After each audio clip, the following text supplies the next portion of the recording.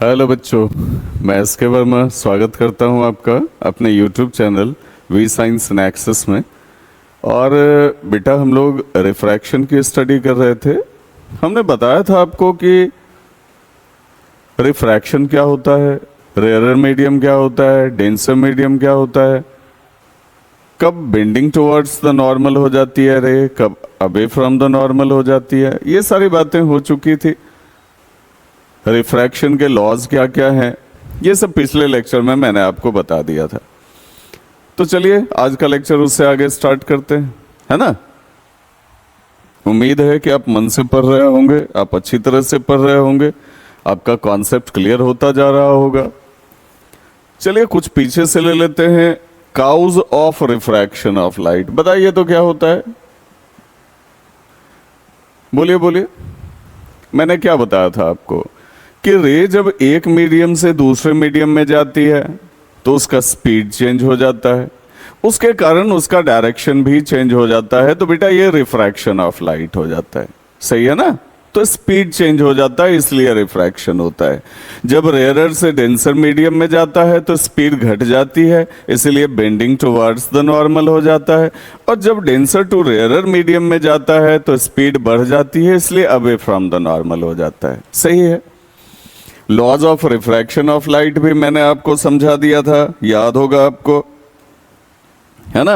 बताया था हमने कि इंसिडेंट रे, रिफ्रैक्टेड रे और नॉर्मल जो इंटरफेस का है, ठीक है, of the true transparent media या optical media at the point of incidence all lie in the same plane, या अपनी भाषा में आप लिख लो, ठीक है। Incident ray, refracted ray and the normal lie in the same plane and at the same point. और दूसरा मैंने स्नेल का लॉ आपको बताया था, याद होगा आपको, sine I by sine R is equal to constant. Sine I by sine R is equal to constant, ठीक है। ये स्नेल ने कहा था। और इस कांस्टेंट के लिए मैंने आपको बताया था कि इस कांस्टेंट को रिफ्रैक्टिव इंडेक्स कहा जाता है, ठीक है। स्नेल ने नहीं कहा था। बाद में जब इसका कैलकुलेशन फाइंड आउट किया गया तो पता चला कि साइन आई बटे साइन आर जो कांस्टेंट है ना, वो रिफ्रैक्टिव इंडेक्स के बराबर होता है। रिफ्रैक्टिव इंडेक्स आज बता देता हूं आपको, ठीक है। For the light of a given color and for the given pair of media, this law is also known as Snell's law of refraction, ठीक है। ये क्या कहा ये भी बता देता हूं। If it is the angle of incidence, if I is the angle of incidence, R is the angle of refraction, then sin I by sin R is equal to constant। ये तो मैंने बता ही दिया है, इस चीज को मैं आपको अभी फिर से क्लियर कर देता हूं। देखो स्नेल ने क्या कहा कि मान लो बेटा यहां एयर है और ये ग्लास है। यहां हमने नॉर्मल ड्राउ कर दिया, रे आ रही है और आकर के जो है रे आ रही है और आकर के बेंड भी हो रही है, बढ़िया बात, ठीक है। तो ये क्या हो गया, ये एंगल आई हो गया, ये एंगल आर हो गया, ठीक है।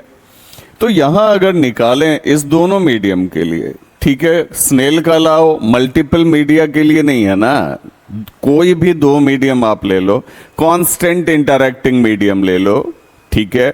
जैसे यहां एयर और ग्लास लिया हुआ है, तो इस दोनों मीडियम के लिए चाहे आप एंगल बढ़ा दो चाहे घटा दो, अगर इसका sine I by sine R आप निकालते हो, एक्स आता है, तो अगर बेटा हम इस एंगल को जो है हम इस एंगल को घटा दें, इस एंगल को घटा दें तो ऑब्वियसली ये एंगल भी घटेगा, इसीलिए यहां भी एंगल आई और एंगल आर का रेशियो निकालिएगा, साइन आई बटे साइन आर, तो इज इक्वल टू एक्स ही आएगा आपको, है ना। और एंगल बढ़ा दें, यहां भी एंगल बढ़ जाएगा, ठीक है। मतलब एंगल आप बढ़ाते घटाते रहो कांस्टेंट इंटरैक्टिंग मीडिया के लिए, और sine I by sine R आप निकालते रहो, हर बार कितना आएगा, एक्स आएगा। तो किसी भी दो इंटरैक्टिंग ऑप्टिकल मीडिया के लिए sine I by sine R is equal to constant ही आएगा, चाहे आप जितनी बार निकालो, जब तक कि आप मीडियम चेंज नहीं कर देते हो, ठीक है। अब स्नेल्स लॉ का मतलब समझ में आ गया बढ़िया से। चलिए अच्छी बात है, आगे बढ़ते हैं।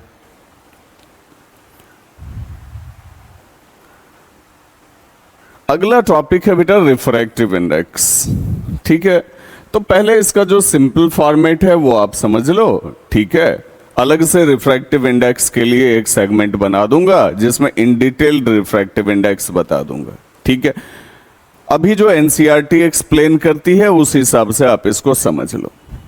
ठीक है, देखो बेटा, रिफ्रैक्टिव इंडेक्स का फॉर्मूला होता है, पहले तो आप ये जानो कि रिफ्रैक्टिव इंडेक्स को n से दिखाया जाता है। ठीक है, जनरली हम लोग इसको दिखाने के लिए n ही यूज करते हैं और n इज इक्वल टू होता है बेटा c बाई वी। अब ये c क्या है, तो c आपका हो गया speed of light in air या फिर speed of light in vacuum ले सकते हो, जिसका वैल्यू आपको हमेशा याद रखना पड़ेगा न्यूमेरिकल सॉल्व करने के लिए, 3 × 10⁸ मीटर पर सेकेंड। ठीक है, और v क्या है, तो ये है velocity of light in a medium, किसी दूसरे मीडियम में। ठीक है, तो जनरली जो रिफ्रैक्टिव इंडेक्स निकाला जाता है वो ऐसे ही निकाला जाता है, n is equal to c by V. ठीक है, किसी भी मीडियम में जो वेलोसिटी ऑफ लाइट है, जैसे मान लो मैं एक एग्जांपल के थ्रू आपको बताता हूं, है ना। मान लो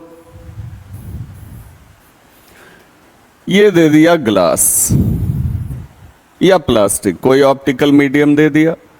इस मीडियम में दिया कि वेलोसिटी ऑफ लाइट है 1.5 × 10⁸ मीटर पर सेकेंड। अब इसका n निकालना है, n is equal to what, glass का रिफ्रैक्टिव इंडेक्स निकालो। तो n इज इक्वल टू बेटा c बाई वी हो जाता है, तो c तो आपको पता ही है और v आपको जो है दिया हुआ ही है 1.5 × 10⁸। इसको इससे कैंसिल कर दो, इसको इससे कैंसिल कर दो, तो रिफ्रैक्टिव इंडेक्स क्या आ जाता है, 2 आ जाता है। अब सोचने वाली बात यह है कि रिफ्रैक्टिव इंडेक्स का कोई ऐसा यूनिट नहीं होता, क्योंकि n इज इक्वल टू आप c बाई वी ले रहे हो, speed of light in vacuum by speed of light in material medium. तो अगर ये x मीटर पर सेकेंड है और ये y मीटर पर सेकेंड है, तो मीटर पर सेकेंड कैंसिल्ड आउट हो जाता है, सिर्फ x बाय y बचता है, यहां कोई यूनिट इसका नहीं होता। तो याद रखिएगा, रिफ्रैक्टिव इंडेक्स का कोई यूनिट नहीं होता, है ना। तो आपके क्लास के लिए the ratio of velocity of light in vacuum to that of velocity in a material medium is called कौन सी बेटा, रिफ्रैक्टिव इंडेक्स। c और v के रेशियो को रिफ्रैक्टिव इंडेक्स कहा जाता है। ठीक है, किसी भी मीडियम में जो वेलोसिटी होती है उसको v से दिखाते हैं, c आपको पता ही है, तो आराम से n कैलकुलेट हो जाता है। या मान लो n दिया हुआ है, ठीक है, c पता है तो v कैलकुलेट हो जाएगा। ठीक है, अगर मान लो v दिया है, n दिया है, तो c कैलकुलेट हो जाएगा। समझ में आ रही है बात? ठीक है, तो ये रिफ्रैक्टिव इंडेक्स का पहला कॉन्सेप्ट हो गया, डेफिनेशन कॉन्सेप्ट हो गया। ठीक है, अब अगले नंबर में चलते हैं बेटा। ये जो लिखा है एनसीईआरटी ने N21 या N12, कहीं लिखा है V1/V2, कहीं लिखा है V2/V1। अब ये क्या है, इस चीज को समझिए।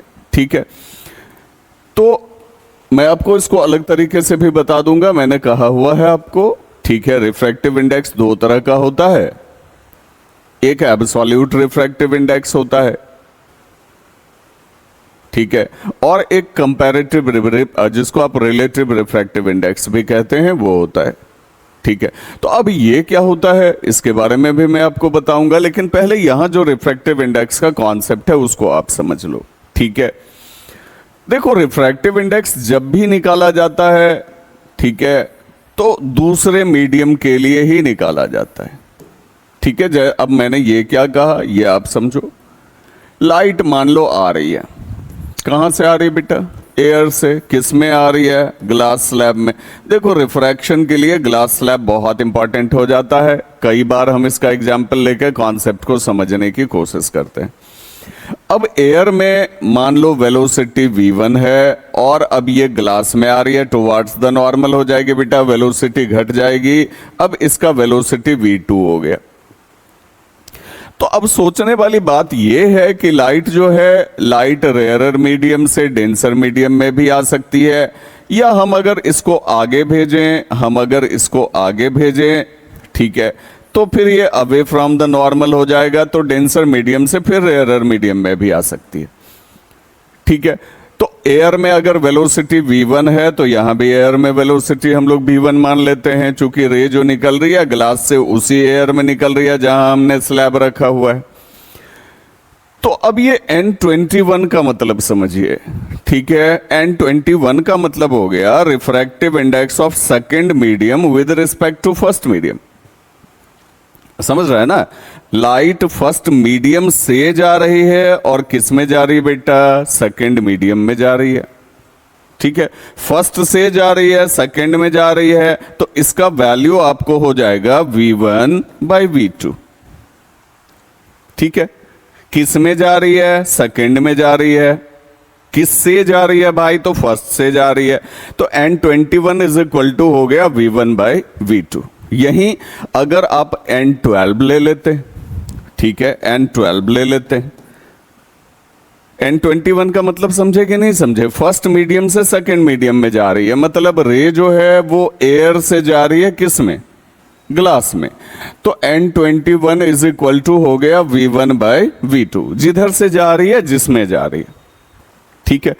और वही अगर आप यहां N12 ले लेते हैं बेटा, N12 ले लेते हैं, तब सोचिए जरा सा क्या होगा, ये हो गया refractive index of first medium to that of second medium.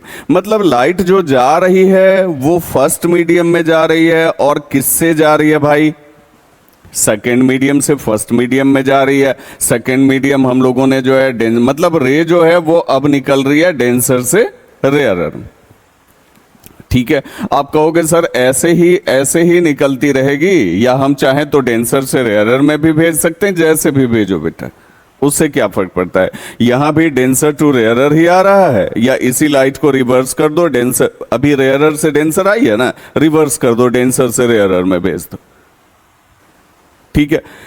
तो फिर से देख लो, सेकेंड मीडियम में जा रही है ना, तो सेकेंड मीडियम नीचे लिखा गया, उसका वेलोसिटी नीचे लिखा गया। फर्स्ट से जा रही थी, फर्स्ट से जा रही थी, सेकंड में जा रही थी, देख लो v1 बाई v2, फर्स्ट से जा रही है, सेकंड में जा रही है, और यहां क्या है, सेकंड से जा रही है, फर्स्ट में जा रही है, ठीक है।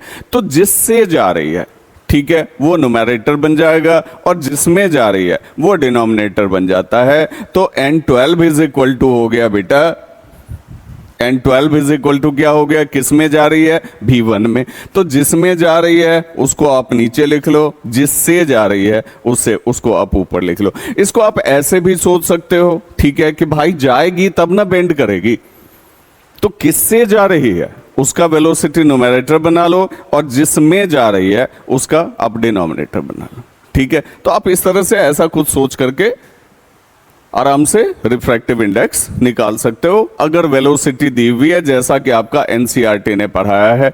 बाकी इसका और इन डिटेल्ड कॉन्सेप्ट मैं आपको अलग से रिफ्रैक्टिव इंडेक्स का एक लेक्चर बना के दे देता हूं, ठीक है। अभी फिलहाल v1 से जा रही है, v2 में जा रही है, तो v1 बाई v2 हो गया। सिंप्लीफाई कर लो, दिमाग में कंफ्यूजन मत रखना। v1 से जा रही है, v2 में जा रही है, तो v1 बाई v2 हो जाएगा, और v2 से जा रही है, v1 में जा रही है, तो v2 बाई v1 हो जाएगा, ठीक है।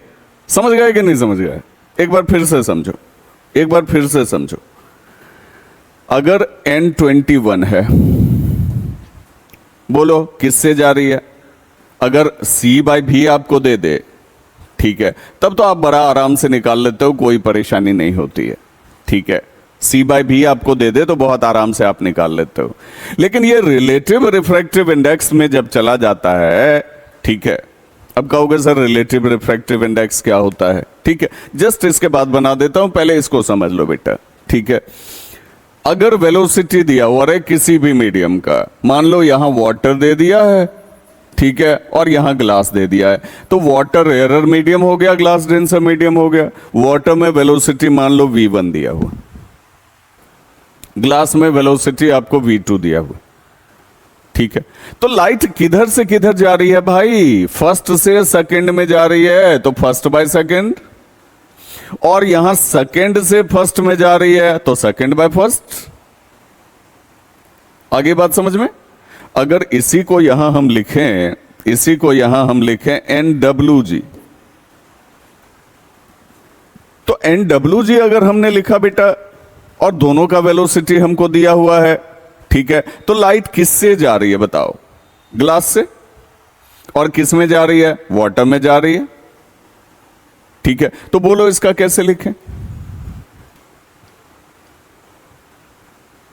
बोलो बोलो, सोचो। जब 21 है, फर्स्ट से सेकंड में गया, तो जिसमें गया और जिससे गया, तो किससे गया? 1 से गया, वो न्यूमरेटर हो गया। तो यहां किससे जा रहा है? ग्लास से जा रहा है, तो एन नहीं, भी का कॉन्सेप्ट चल रहा है ना, VG/VW हो जाएगा, ठीक है। जिसमें जा रही है उसको डिनोमिनेटर बना लो। एक कोई चीज याद रखो, दोनों चीज याद रखने से कंफ्यूजन ज्यादा होगा। किस में जा रही है उसको डिनोमिनेटर बना लो वेलोसिटी से जब निकाल रहे हो तो। और इसी को अगर NGW लिखा जाए तब किस में जा रही है? बोलो, ग्लास में जा रही है, ठीक है। तो इसको जो है VW/VG कर दो, जिसमें जा रही है उसको आप डिनोमिनेटर बना लो। समझ रहे हो? बाकी इसका अलग से एक लेक्चर रिकॉर्ड करके, मैं बार बार कह रहा हूं तो रिकॉर्ड कर भी दूंगा, क्योंकि बहुत इंपॉर्टेंट टॉपिक है। बच्चे यहां ज्यादा फंस जाते हैं, ज्यादा परेशान हो जाते हैं। अभी तो जो NCERT एक्सप्लेनेशन है वो बता रहा हूं, फिर उसको इंटर रिलेट करके बहुत बढ़िया से एक लेक्चर बना दूंगा, ठीक है। समझ में आ गई बात? चलिए, अच्छी बात है। तो वेलोसिटी से अगर रिफ्रैक्टिव इंडेक्स निकालना है तो ध्यान रखिएगा, लाइट जिसमें जा रही है वो डिनोमिनेटर बन जाएगा, जिससे जा रही है न्यूमरेटर बन जाएगा। तो कई बार मैंने आपको ये चीज बता दिया, ठीक है। वाटर में जा रही है, वाटर को डिनोमिनेटर बना लो। ग्लास में जा रही है, ग्लास को डिनोमिनेटर बना लो। सेकंड में जा रही है, सेकंड को डिनोमिनेटर बना लो। फर्स्ट में जा रही है, फर्स्ट में जा रही है तो फर्स्ट को डिनोमिनेटर बना लो, अगर आपको वेलोसिटी का यूज करके रिफ्रैक्टिव इंडेक्स कैलकुलेट करना है। क्लियर? तो बेटा चैप्टर को बहुत सिंसियरली पढ़ना होगा, सिंसियरली समझना होगा, अच्छी तरह से समझना होगा। अगला ही लेक्चर मैं आपको रिफ्रैक्टिव इंडेक्स का दे देता हूं, समझने में आसानी होगी। तो यदि आपको मेरे पढ़ाने का तरीका बहुत ज्यादा पसंद आ रहा हो तो निश्चित ही मेरे चैनल को सब्सक्राइब करें, ज्यादा से ज्यादा लेक्चर्स को शेयर करें ताकि और बच्चों का कंफ्यूजन खत्म हो। दोस्तों में शेयर करें, लेक्चर्स को लाइक कर दें, बेल आइकन प्रेस कर लें, है ना, ताकि जैसे ही लेक्चर कोई नया अपलोड हो आपको उसका नोटिफिकेशन मिल जाए। Best of luck, have a good day.